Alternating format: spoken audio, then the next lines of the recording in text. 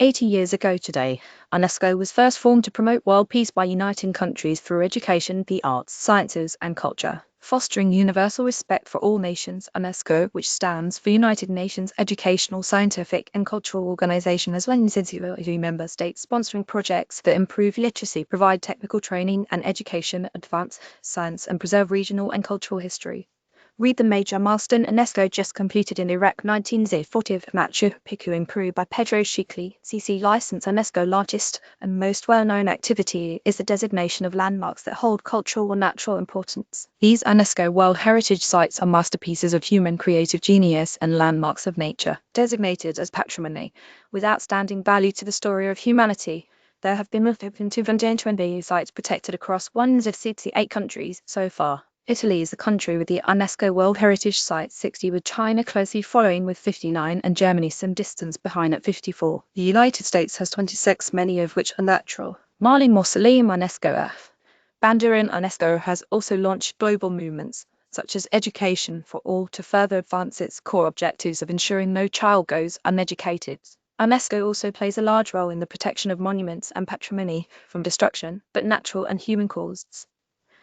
At the time of writing, UNESCO Reviving the Spirit of Mosul campaign just completed a landmark restoration in the northern Iraqi city that was once the capital of ISIS. UNESCO released the famous Al-Nuri leaning minaret of the 12th century mosque of the same name was just rebuilt with its signature lean intact. Reviving the Spirit of Mosul has also seen over 120 heritage buildings restored from war damage according to the original plan and design of the age in which they were built, and many of them are now not only inhabited by local families, but some by the very craftsmen whose traditional skills informed their reconstruction. 1904. More good news on this date. The vacuum tube was invented by English physicist John Ambrose Fleming, a key component of radios often considered the beginning of electronics. 1904. The US and the Soviet Union established formal diplomatic relations. 1935. LSD was first synthesized by Swiss chemist Dr. Albert Hofmann at the Sambas Laboratories in Basel, Switzerland. 1938. China released Wei Jingshan, a prominent pro-democracy dissident, after detaining him for 18 years for counter-revolutionary activities, was deported to the US, where his foundation works to improve human rights and freedom in his homeland. 1930, when Bill Clinton became the first serving US president to visit Vietnam, 20th Prince William and Kate Middleton announced their engagement. 2010, 8 years ago today. Hall of Famer Bill Russell registered the single-game record for most rebounds with 47 as the Boston Celtics beat the Philadelphia Warriors wins 11-8 at Boston Gardens. It was Russell's second season with the Celtics, after starting the previous one in a dynasty featuring 5 future Hall of Famers.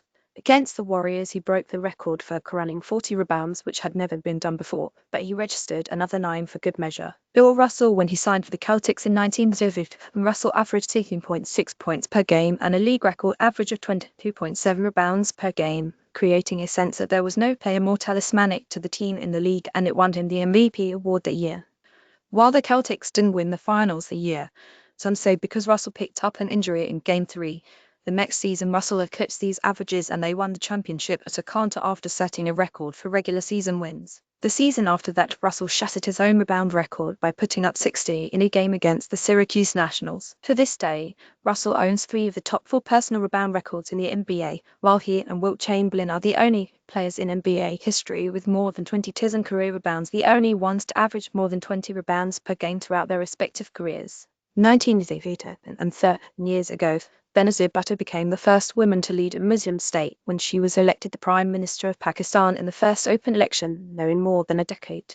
A liberal and secularist, she also led the centre-left Pakistan People's Party (PPP) to victory in 1983 as a champion of democracy and women's rights. Following United States brokered negotiations with President Pervez Musharraf, she returned to Pakistan in 2007 to compete in the 2008 elections, emphasizing civilian oversight of the military and opposition to growing Islamist violence. But during a political rally in 2010, she was assassinated by Islamist extremists. She wrote an autobiography, Daughter of Destiny, and before her death, authored Reconciliation, Islam, Democracy, and the West. 1988 and 51 years ago today, John Lennon hit note 1 with his catchy single, Whatever Gets You Through the Night, his only #1 solo tune in the US. Elton John sang harmony and played piano on the session, and while in the studio, He bet Lennon that the song would top the charts with its energizing horn section. Such was Lennon's skepticism that Elton secured from him a promise to appear on stage if the record hit #1. The Beatle indeed kept his side of the deal and appeared live with Elton at Madison Square Garden on November 28, and it was Lennon's last major concert appearance. According to This Day in Music, they played 3 songs together: I Saw Her Standing There, Lucy in the Sky with Diamonds, and of course, Whatever Gets You Through the Night. Watch the original music video featuring John Lennon's drawings animated by Yoko Ono 1930 years ago today. The Hoxney Hoard was found in Suffolk. The Hoxney Hoard is the largest collection of late Roman gold and silver found in Britain and the largest collection of gold and silver coins of the 4th and 5th centuries found anywhere within the Roman Empire. In 1923,